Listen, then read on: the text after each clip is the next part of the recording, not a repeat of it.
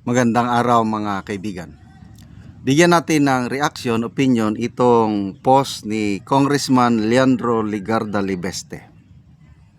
Isinare niya dito ang article published by Rappler title BCDA o Basis Conversions Development Authority.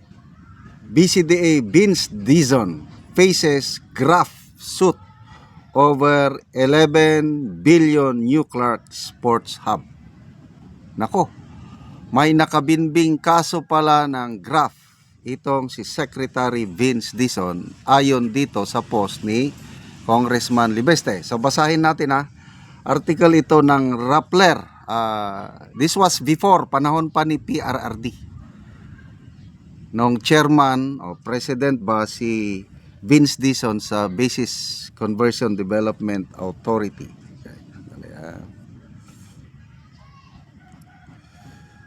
Ito, title, BCD's Vince Dizon faces graft over 11 billion new sports hub.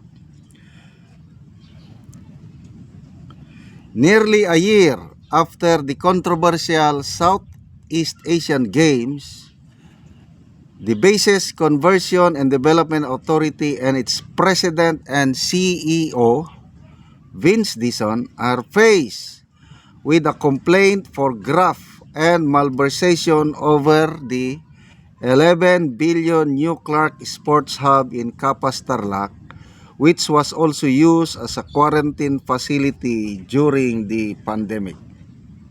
On Monday, October 26, I think this is 2020. Tingnan ko nga anong petsa. Yeah, October 26, 2020. On Monday, October 26, the Citizens Crime Watch Association, through its president, Diego Magpantay, filed before the Office of the Ombudsman a complaint against Dizon, Government Corporate Counsel Elpidio Vega, and Isaac David, the director of Malaysian firm MTD Capital Berhad, the BCD's partner in building Clark. The complaint was also filed against BCD's internal lawyer Elvira Stanislao. Sandali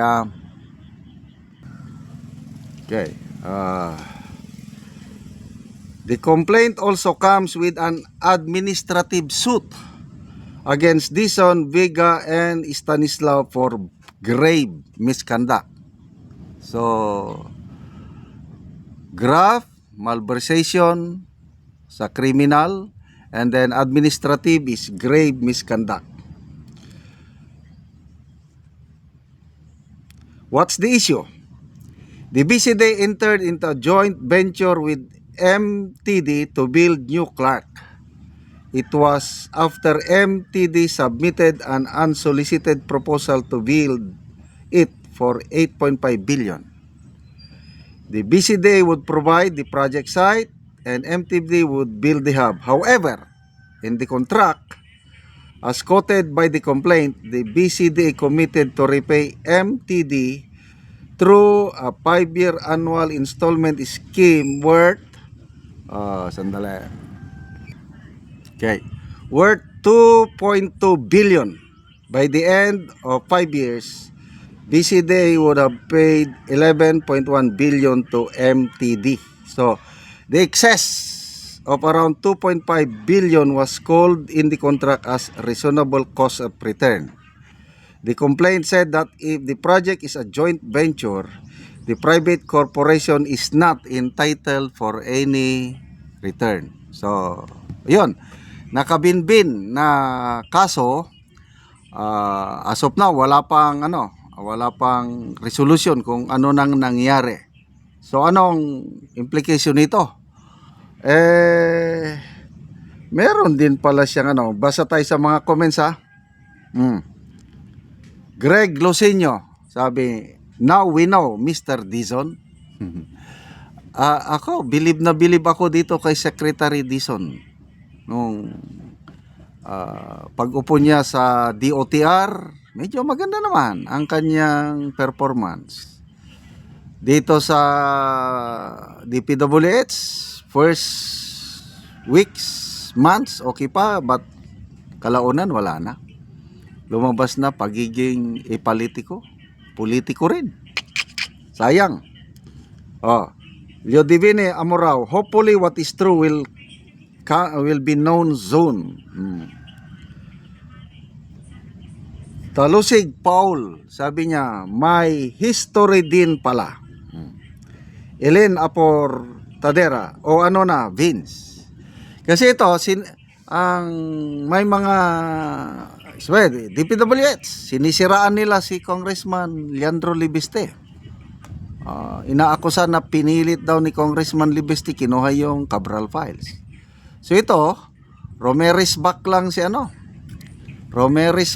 si Congressman Libeste. Pinos niya ito. Ngayon ko lang nalaman na may kaso pala siya. Ay, gabi. Oh. Daryl Bulalakaw, kaya pala pagtatakpan ang dapat pagtakpan kahit kapalit ng proteksyon. Ibi Maligat, kawatan din pala.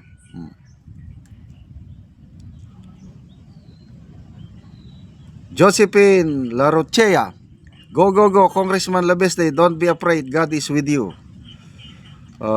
Wanda Baraceros, this is it. I've been searching this allegation before about Secretary Dizon, kaya di siya nakaimik ngayon.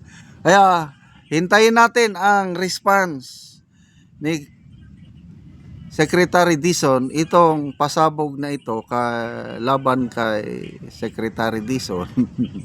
Baka sabihin, na-dismiss na yan. Di ba? Posible rin. Kagaya yung birada ni Ombudsman Rimulya kay Senator Joel Villanueva, yung may dismissal order, yun pala, hindi alam na na-dismiss na. So, in fairness, kay Secretary Vince Dizon, hintayin natin ang response dahil medyo nakakabahala ito na ikaw ang inilagay para linisin ang isang ahensya na punong-puno ng graft, tapos ikaw pala may nakabinbing kasong graft sa ombudsman. Kung na-dismiss na, dapat malaman natin kung na-dismiss na. Salamat mga kaibigan sa inyong pagsubaybay sa ating channel. Nakakatulong kayo ng malaki sa tribong Talandig ng Bukidnon dahil ang sweldo natin sa channel na ito pantulong sa tribo. Namimigay tayo ng libreng yero at pako para makapagpatayo sila ng mas maayos na tirahan. Panoorin niyo ang video na ito. So, mao ni ang matagaan, anak ni ante. So, tuwa si ante. So, ang iyang anak ang nagpasan. So, pagkaluoy gud nila ante kay kuan ng balayo. So, mo nang itsura sa balay ni ante. So, ante, mo na imong pinaskuan. Merry Christmas. So, mo na mong tabang gikan sa Ginoo. So, mo nilang kahimtang sa ilang abuhan.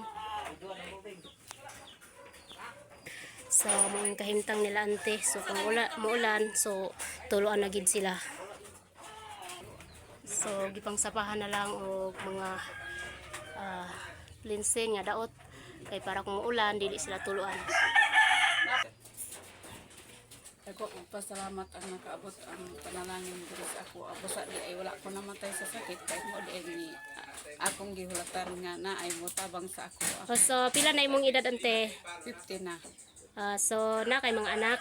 Na So, pila ka buk imong anak ante? 8 So, 8. So, tanan na sila ng eskwela ante. tanan. Ay. So, unsa di inyong pangunubuhian ante? Andra kanang gabuhi ra og mano. Mag-uuma lang mo. Mag-uuma ra, magdaro. Dili sad amo ang akabaw kay gihilam ra sa amo. So, nganong karon pa mailisdan ang inyong atop ante o giyero?